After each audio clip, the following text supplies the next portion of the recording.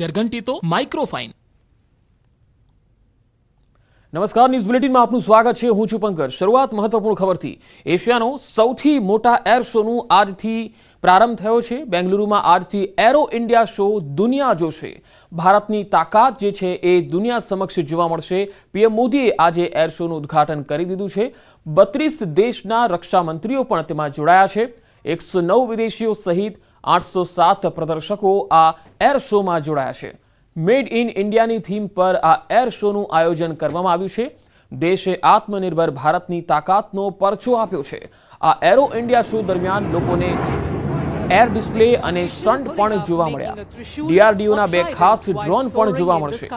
આ arrow India શોમાં 30 દેશના રક્ષા મંત્રીઓ ઉપસ્થિત રહેશે। Lo and behold, you now have a Trishul in the aircraft undertakes a wide range of missions including ISR, anti-submarine warfare and search and rescue. Ladies and gentlemen, from your right, the Indian Navy's P-8I. तो आ live तस्वीरों में आपने बतावी रहा है Shri Narendra Modi ji to kindly address the distinguished gathering of Aero India 2023.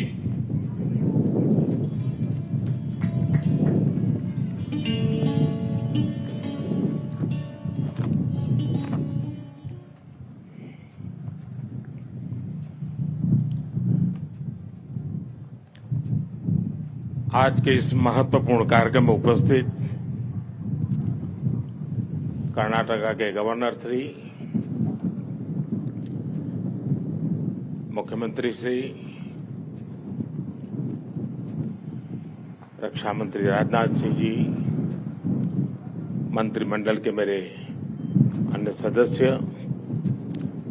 देश विदेश से आए डिफेंस मिनिस्टर्स,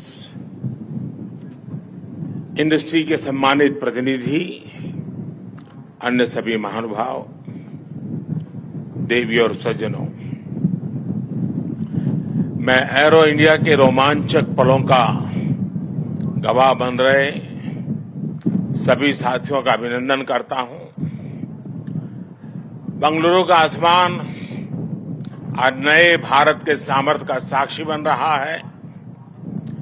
बेंगलुरु का आसमान आज इस बात की गवाही दे रहा है कि नई ऊंचाई, नए भारत की सच्चाई है। आज देश नई ऊंचाइयों को छू भी रहा है और उन्हें पार भी कर रहा है। साथियों, एरो इंडिया का ये आयोजन भारत के बढ़ते हुए सामर्थ्य का उदाहरण है। इसमें दुनिया के करीब 100 देशों की मौजूदगी होना दिखाता है कि भारत पर पूरे विश्व का विश्वास कितना बढ़ गया है। देश विदेश के 700 से अधिक एग्जीबिटर्स इसमें अपनी भागीदारी कर रहे हैं। इसने अब तक के पुराने सारे रिकॉर्ड तोड़ दिए हैं। इसमें भारतीय एमएसएमईज भी हैं, स्वदेशी स्टार्टअप भी हैं और दुनिया की जानी मानी कंपनियां भी हैं। यानी एरो इंडिया की theme the runway to a billion opportunities, जमीन से लेकर आकाश तक हर तरफ नजर आ रही है। मेरी कामना है आत्मनिर्भर होते भारत की ये ताकत ऐसे ही बढ़ती रहे। साथियों, यहां एरो इंडिया के साथ ही डिफेंस मिनिस्टर कॉन्क्लेव और सीईओज राउंड टेबल, इसका भी आयोजन किया जा रहा है। दुनिया के विभिन्न देशों की सहभागिता, सीईओज की ये सक्रिय भागीदारी एरो इंडिया के ग्लोबल पोटेंशियल को और बढ़ाने में मदद करेगी। ये मित्र देशों के साथ भारत की विश्वसनीय भागीदारी को आगे ले जाने का भी एक माध्यम बनेगा। मैं इन सभी इनिशिएटिव्स के लिए डिफेंस मिनिस्ट्री और इंडस्ट्री के साथियों का अभिनंदन करता हूं। साथियों, एरो इंडिया एक और वजह से बहुत खास है। ये कर्नाटका जैसे भारत के टेक्नोलॉजी और टेक्नोलॉजी की दुनिया में जिसकी महारत है, एडवांस है, ऐसे राज्य कर्नाटका में हो रहा है। इससे एरोस्पेस और डिफेंस में नए अवसर पैदा होंगे। इससे कर्नाटका के युवाओं के लिए नई संभावनाएं खुलेगी। मैं कर्नाटका के युवाओं से भी आह्वान करता हूं, टेक्नोलॉजी को फील्ड में आपको जो महारत हासिल है उसे रक्षा क्षेत्र में देश की ताकत बनाइए। आप इन अवसरों से ज्यादा जुड़ेंगे तो डिफेंस में नए इनोवेशंस का रास्ता खुलेगा। साथियों, जब कोई देश नई सोच, नई अप्रोच के साथ आगे बढ़ता है तो उसकी व्यवस्थाएं भी नई सोच के हिसाब से ढलने लगती है। एरो इंडिया का ये आयोजन आज नए भारत की नई अप्रोच को भी रिफ्लेक्ट करता है। एक समय था जब इसे केवल एक शो या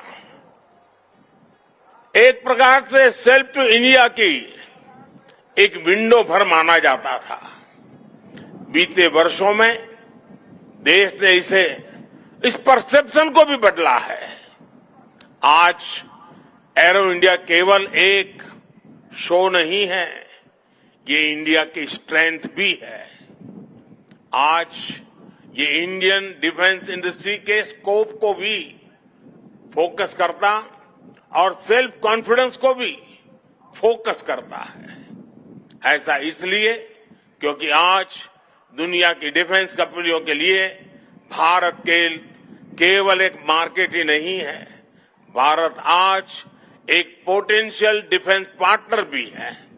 ये पार्टनरशिप उन देशों के साथ भी है जो डिफेंस सेक्टर में काफी आगे हैं, जो देश अपनी रक्षा जरूरतों के लिए एक भरोसेमंद साथी तलाश रहे हैं।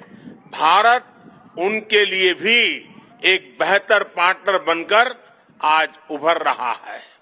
हमारी टेक्नोलॉजी इन देशों के लिए कॉस्ट इफेक्टिव भी है और क्रेडिबल भी है। हमारे यहां बेस्ट इनोवेशन भी मिलेगा और ऑनेस्ट इंटेंट भी आपके सामने मौजूद है। साथियों, हमारे यहां कहा जाता है प्रत्यक्षम किम प्रमाणम, अर्थात प्रत्यक्ष को प्रमाण की आवश्यकता नहीं होती। आज भारत की संभावनाओं का, भारत के सामर्थ्य का प्रमाण हमारी सफलताएं दे रही है। आज आकाश में गर्जना करते Tejas fighter planes make in India के सामर्थ्य का प्रमाण है। आज हिंद महासागर में मुस्तैद aircraft carrier INS Vikrant make in India के विस्तार का प्रमाण है। गुजरात के बड़ौदा में C-295 की मैन्युफैक्चरिंग फैसिलिटी हो या तुमकुर में HAL के हेलीकॉप्टर यूनिट हो, ये आत्मनिर्भर भारत का वो बढ़ता सामर्थ्य है जिसने भारत के साथ साथ विश्व के लिए नए विकल्प और बेहतर अवसर जुड़े हैं। साथियों, 21वीं सदी का नया भारत अब न कोई मौका खोएगा और न ही अपनी मेहनत में कोई कमी रखेगा। हम कमर कस चुके हैं। हम रिफॉर्म्स का रास्ते पर हर सेक्टर में रिवॉल्यूशन ला रहे हैं। जो देश दशकों से सबसे बड़ा डिफेंस इंपोर्टर था, वो अब दुनिया के 75 देशों को डिफेंस इक्विपमेंट एक्सपोर्ट कर रहा है। बीते 5 वर्षों में देश का निर्यात 6 गुना बढ़ा है। 2021-22 में हमने अब तक के रिकॉर्ड 1.5 बिलियन डॉलर से ज्यादा के एक्सपोर्ट को, उस आंकड़ों को हमने पार कर लिया है। फ्रेंड्स, आप भी जानते हैं कि डिफेंस एक ऐसा क्षेत्र है जिसकी टेक्नोलॉजी को, जिसकी मार्केट को और जिसके बिजनेस को सबसे कॉम्प्लिकेटेड माना जाता है। इसके बावजूद भारत ने बीते 8-9 साल के भीतर भीतर अपने यहां डिफेंस सेक्टर का कायाकल्प कर दिया है। इसलिए हम इसे अभी केवल एक शुरुआत मानते हैं। हमारा लक्ष्य है कि 2024-25 तक हम एक्सपोर्ट के इस आंकड़े को 1.5 बिलियन से बढ़ाकर 5 बिलियन डॉलर तक ले जाएंगे।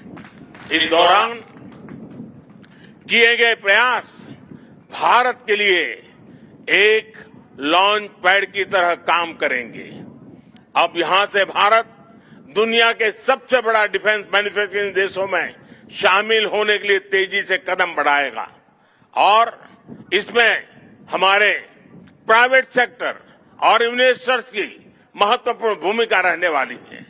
आज मैं भारत के प्राइवेट सेक्टर से आह्वान करूंगा कि ज्यादा से ज्यादा भारत के डिफेंस सेक्टर में इन्वेस्ट करें। भारत में डिफेंस सेक्टर में आपका हर इन्वेस्टमेंट भारत के अलावा दुनिया के अनेक देशों में एक प्रकार से आपका व्यापार कारोबार के नए रास्ते बनाएगा।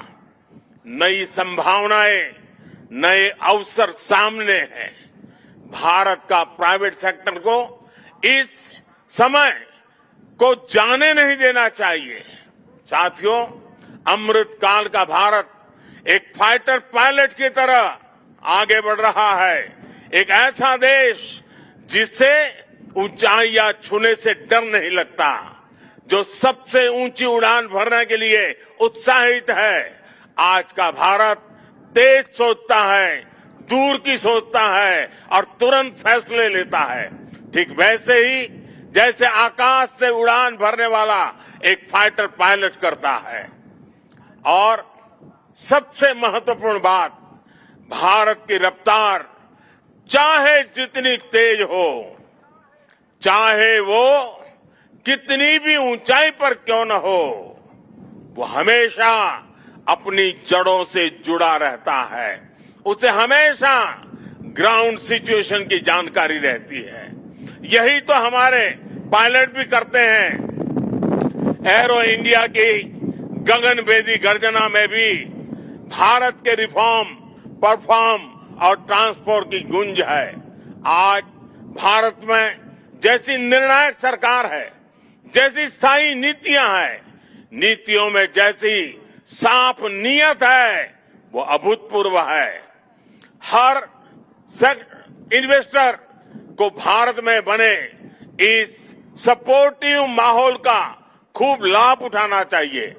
आप भी देख रहे हैं कि ईज ऑफ डूइंग बिजनेस की दिशा में भारत में किए गए रिफॉर्म की चर्चा आज पूरी दुनिया में हो रही है।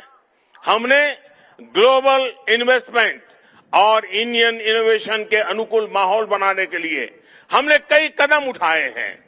भारत के डिफेंस सेक्टर में फॉरेन डायरेक्ट इन्वेस्टमेंट को मंजूरी देने के नियमों को आसान बनाया गया है। अब कई सेक्टर में एफडीआई को ऑटोमेटिक रूट से मंजूरी मिली है। हमने उद्योगों को लाइसेंस देने की प्रक्रिया को सरल बनाया है, उसकी वैलिडिटी बढ़ाई है ताकि उन्हें एक ही प्रोसेस को बार बार न दोहराना पड़े। अभी 10-12 दिन पहले भारत का जो बजट आया है, उसमें मैन्युफैक्चरिंग कंपनियों को मिलने वाले टैक्स बेनिफिट को भी बढ़ाया गया है। इसका फायदा डिफेंस सेक्टर से जुड़ी कंपनियों को भी होने वाला है। साथियों, जहां डिमांड भी हो, कैपेबिलिटी भी हो और एक्सपीरियंस भी हो, नेचुरल प्रिंसिपल कहता है कि वहां इंडस्ट्री दिनों दिन और आगे बढ़ेगी। मैं आपको भरोसा दिलाता हूं कि भारत में डिफेंस सेक्टर को मजबूती देने का सिलसिला आगे और भी तेज गति से बढ़ेगा। हमें साथ मिलकर इस दिशा में आगे बढ़ना है। मुझे विश्वास है आने वाले समय में हम एरो इंडिया के और भी भव्य और शानदार आयोजन के गवाह बनेंगे। इसी के साथ आप सभी का एक बार फिर बहुत बहुत धन्यवाद करता हूं और आप सबको अनेक अनेक शुभकामनाएं देता हूं। भारत माता की जय।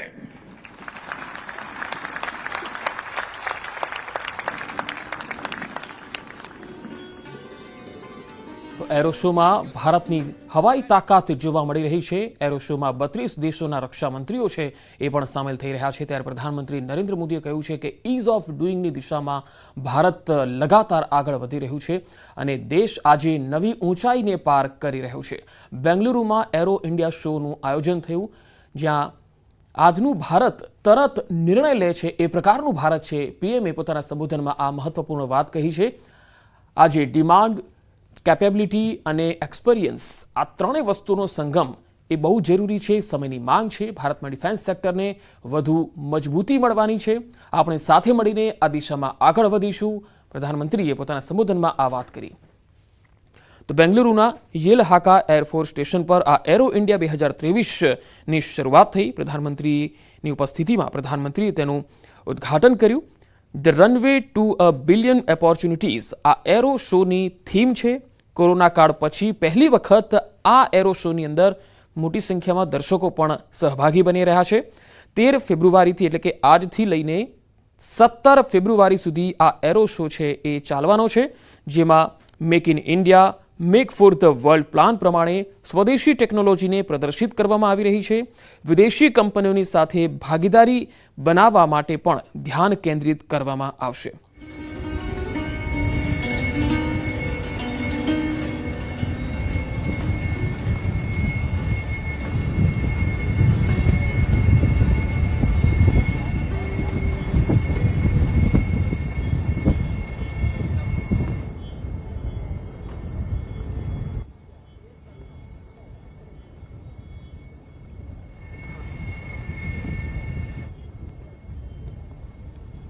તો 35,000 વર્ગ મીટર ક્ષેત્રમાં આ જે એરો શો છે એ આયોજિત કરવામાં આવેલો છે। 32 દેશના રક્ષા મંત્રીઓ પણ આ એરો શોની અંદર સામેલ થઈ રહ્યા છે, સહભાગી બની રહ્યા છે। રક્ષા સંસાધન સાથે જોડાયેલી કંપનીઓના 73 સીઈઓની સાથે ગોળમેજી પરિષદ પણ આ કાર્યક્રમમાં થવાની છે। મંથન સ્ટાર્ટઅપ શો અને બંધન સમારોહ પણ અહીંયા આયોજિત થવાનો છે। દુનિયા સમક્ષ ભારતની હવાઈ તાકાતનો પરચો પણ અહીંયા મળવાનો છે। મેક ઇન ઇન્ડિયા અને મેક ફોર ધ વર્લ્ડ વિઝનને લઈને નવી ભાગીદારી પણ સુનિશ્ચિત કરવામાં આવશે। Arrow India show UAV, defence space અને ફ્યુચરની ટેકનોલોજીઓ સાથે ડિફેન્સ સેક્ટરમાં ભારતના વિકાસ પર ફોકસ કરશે।